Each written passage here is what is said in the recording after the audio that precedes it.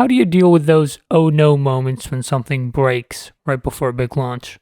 That's a good question. I think it totally depends on the context. So when something is breaking and you have really no idea how to fix it, then the best thing usually to do is just do a rollback. So you want to set up your services in a way where you can easily revert changes that break production, right?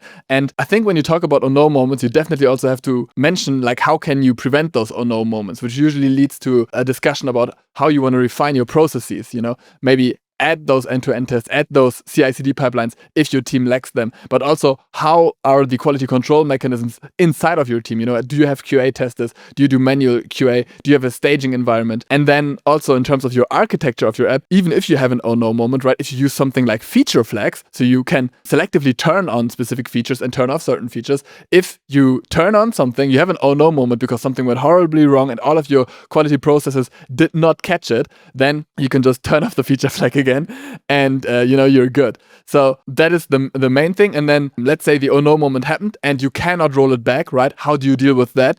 Well, what you want to do is you want to have certain processes defined that really describe how to handle those situations. Meaning you first of all want to classify that moment, right? Is it really an oh no moment, or is it just like a bug that can be tolerated?